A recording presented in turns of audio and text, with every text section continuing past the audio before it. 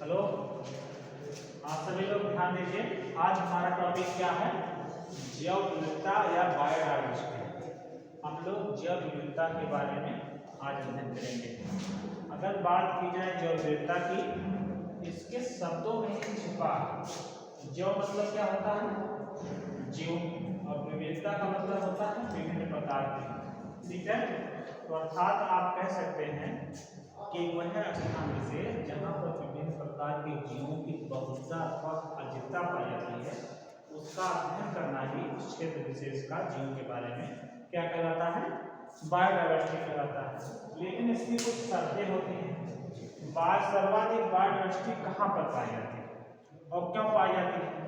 सर्वाधिक बायोडायवर्सिटी उसी स्थान पर पाई जाती है जहाँ पर तापमान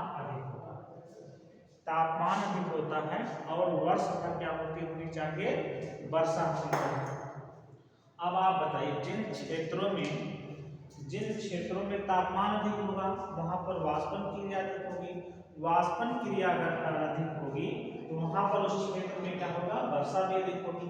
वर्षा अगर अधिक होगी तो उस क्षेत्र विशेष में विभिन्न प्रकार की वनस्पतियां, जीव जंतु का भी उदय होगा। तो इसके लिए दो शर्तें होती है।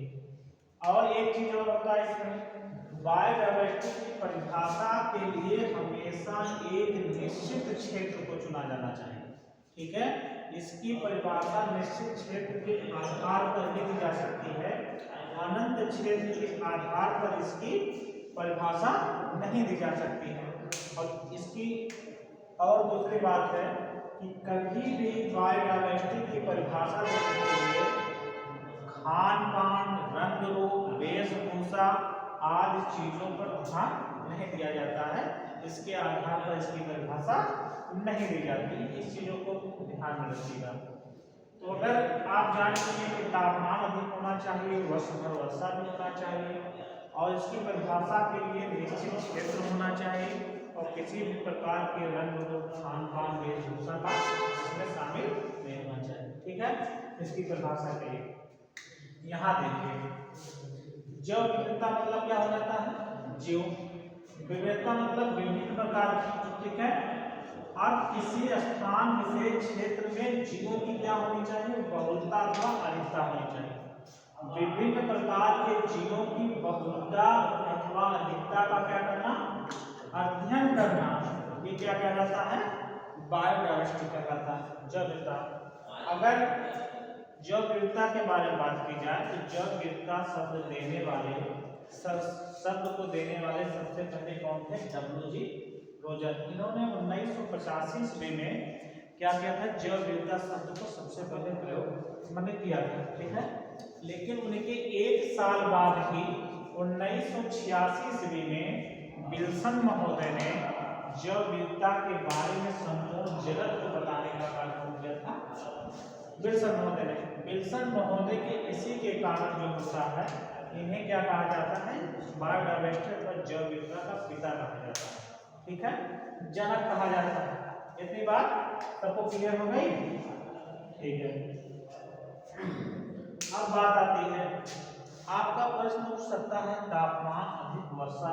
ठीक है, आप लोगों ने अपने फील किया होगा कि जिन मौसम में आपके क्षेत्र विशेष में वर्षा होती है, आप देखते होंगे उस मौसम में वनस्पतियां उनकी क्या होती हैं? अंकुरित हो जाती हैं, तमाम प्रकार की छाई हो जाती है, उसमें तमाम छोटे पेड़े कीट पतंगे आने लगते हैं। कभी कभी आप दीपक ऊपर जलाइए, बरसात के समय में देखिए कितने कीट पतंगे आते हैं, मच्छर की संख्या क्या हो जाती है? बढ़ जाती है, अधिक हो जाती है। ठीक है, बहुत सारे छोटे मोटे कीट जन्म लेते हैं। इसलिए इसके लिए दो शर्तें एकदम अनिवार्य है। ठीक है, अब तीसरी बात आती है जैव विविधता के क्षेत्र। ठीक है, यहाँ पर हम देख लीजिए, ये है क्या है? ये हमारी क्या है? सपोज करिए पृथ्वी है, और जो बीच में इसका गई है रेखा जो गई है, इसको कौन सी रेखा कहा जाता है? जीरो अक्षांश रेखा, विषुवत रेखा अथवा भूमध्य रेखा के नाम से जाना जाता है। ठीक है, इसके ऊपर जो 23.5 अक्षांश गई है, इसको कर्क रेखा के नाम से जाना जाता है। क्या जाना जाता है? कर्क रेखा से। और इसके ऊपर जो गई है 66.5 अंश अक्षांश, इसको कहा जाता है आर्कटिक वृत्त। इसके ठीक नीचे भूमध्य रेखा के 23.5 अंश जो रेखा जाती है उसको क्या कहा जाता है मकर रेखा, और 23.5 अंश के नीचे जो रेखा जाता है 66.5 अंश अक्षांश पे उसको क्या कहा जाता है अंटार्कटिक वृत्त कहा जाता है। ठीक है, ये बात होती है। आप लोगों ने एक चीज सुना होगा, सूर्य का उत्तरायण में प्रवेश करना और दक्षिणायन में प्रवेश करना। यहाँ से आप समझ लीजिए, देखिए आप लोगों ने ये भी जाना होगा कि भूमध्य रेखा पर सूर्य की किरणें वर्ष भर लंबवत चमकती रहती हैं तो सीधी रहती है। ठीक है, अर्थात आप कह सकते हैं वहां पर अत्यधिक गर्मी पड़ती है अथवा सूर्य की किरणें जब रहेगी, जब सूर्य का प्रकाश पर्याप्त मात्रा में सीधा पड़ता रहेगा उस विशेष क्षेत्र में क्या होगा गर्मी ज्यादा होगी ना, गर्मी ज्यादा होगी, तो भूमध्य रेखा पर क्या होता है सर्वाधिक गर्मी पड़ती है। ठीक है, अब जब सूर्य मान लीजिए इधर जाएगा, सूर्य इधर जाएगा, सूर्य इधर आएगा, तो आप देखेंगे इन क्षेत्रों में लगभग 23.5 अंश अक्षांश कर्क रेखा और 23.5 अंश मकर रेखा पर सूर्य की किरणें लंबवत पड़ती रहेंगी, अर्थात वहां पर वर्ष भर अधिक तापमान क्या रहेगा, वर्ष भर अधिक तापमान रहेगा। अब बताइए भूमध्य रेखा के पास जो भूमध्य सागर वगैरह पाए जाते हैं, जो जलीय क्षेत्र पाए जाते हैं, जब वहां पर तापमान अधिक रहेगा वहां पर वाष्पन अधिक होगा, वर्ष भर आवाष्पन अधिक होगा, तो वाष्पन अधिक होगा तो वर्ष भर क्या होता है वाष्पन अधिक होने के कारण वहां पर क्या होती है वर्षा भी अधिक होती है। जब उन विशेष क्षेत्र में वर्षा अधिक होती है तो उस क्षेत्र में क्या होता है विभिन्न प्रकार के वनस्पतियां, विभिन्न प्रकार के जीव जंतु उत्पन्न होते हैं।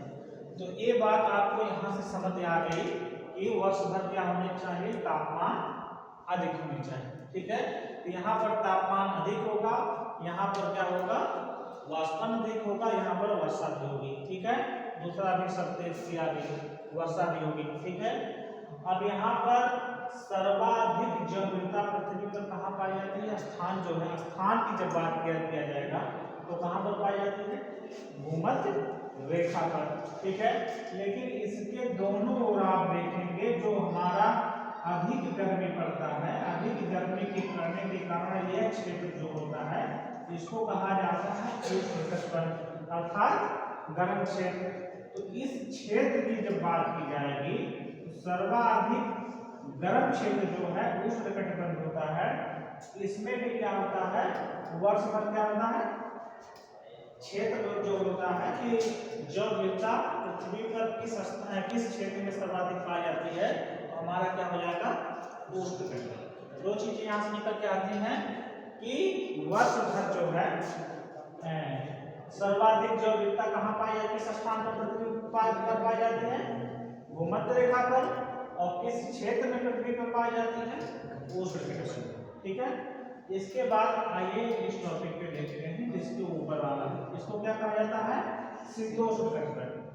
शीतोष्ण कटिबंध का तात्पर्य है यहाँ पर ना तो बहुत ज्यादा गर्मी पड़ती है ना तो बहुत ज्यादा ठंडी पड़ती है, इसके अपेक्षाकृत उष्ण कटिबंध के अपेक्षाकृत यहाँ पर जब ज्यादा गर्मी नहीं पड़ेगी यहाँ पर वाष्पन भी कम होगा, और वाष्पन जब कम होगा तो वर्षा भी ऑटोमेटिक कम होगी, वर्षा भी कम होगी तो यहाँ पर वनस्पतियां भी कम होगी। ठीक है, अब इसके बाद तीसरा है हमारा क्या आता है 66.5 जो है शीत कटिबंध। यहाँ पर क्या होता है सूर्य की किरणें जो होती हैं वर्ष भर बराबर मात्रा में नहीं पड़ती हैं तो बहुत नाम मात्र की पड़ती है। इन क्षेत्र में क्या होता है वर्ष भर ठंडा बना रहता है। ठीक है, वहाँ का क्षेत्र क्या होता है ठंडा पड़ा रहता है, बर्फ गिरने की संभावना ज्यादा रहती है, इसलिए यहाँ पर तापमान बिल्कुल लगभग कम रहता है, इसलिए वहाँ पर वाष्पन की मात्रा भी कम होती है, और वाष्पन की मात्रा जब कम होती है तो शर्त के अनुसार वहाँ पर वर्षा भी नहीं होगी, और वर्षा नहीं होगी जब इसके बाद इसका मतलब क्या होगा वहाँ की जलवृता भी कम हो जाएगी। ठीक है, तो दो चीज हो गया। अब पृथ्वी के दोनों छोर को कौन कौन से पोल्स के नाम से जाना जाता है, नॉर्थ पोल्स साउथ पोल्स, उत्तरी ध्रुव और दक्षिणी ध्रुव।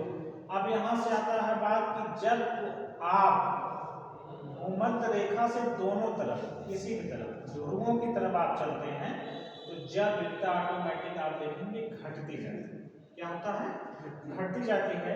लेकिन जब ध्रुवों से आप भूमध्य रेखा की तरफ अंदर की तरफ चलते हैं तो जैव विविधता क्या होती है? बढ़ती जाती है। ठीक है, अर्थात ध्रुवों भूमध्य रेखा से जब ध्रुवों पे जाते हैं तो जैव विविधता घटती है, और जब ध्रुवों से भूमध्य रेखा की तरफ आते हैं तो जैव विविधता बढ़ती है। ठीक है, इतनी चीज सबको समझ में आ गई। अगर भारत की बात की जाए, इसमें दो चीज होता है, स्थान एक देखना होता है, स्थान पूछ रहा है या क्षेत्र पूछ रहा है। ठीक है, अगर भारत में पूछा जाए कि भारत का वह कौन सा स्थान है जहां पर सर्वाधिक जैव विविधता पाई जाती है, तो स्थान की जब बात करेगा तो भारत का क्या कहलाएगा? शांत घाटी। ठीक है, लेकिन अगर यही स्थान ना पूछकर क्षेत्र की बात करें तो क्या कहलाएगा? भारत का पश्चिमी घाट। ठीक है, ये शांत घाटी कहाँ स्थित है? भारत के केरल राज्य में स्थित है। ठीक है, अगर यहाँ पर एक चीज और पूछता है, पृथ्वी पर वह कौन सा स्थान है जहाँ पर दैनिक वर्षा होती है? दैनिक वर्षा होती है कहाँ पर? भूमध्य रेखा पर। ठीक है, दूसरी चीज है, वह कौन सा स्थान है पृथ्वी पर जहां पर सर्वाधिक जैव विविधता पाई जाती है? भूमध्य रेखा। वह कौन सा क्षेत्र है जहां पर जिस पर पृथ्वी किस क्षेत्र पृथ्वी के किस क्षेत्र पर जैव विविधता सर्वाधिक पाई जाती है? तो उसका क्या हो जाएगा? उष्ण कटिबंध। ठीक है, तो उम्मीद करते हैं सबको समझ में आ गया होगा। ठीक है, धन्यवाद।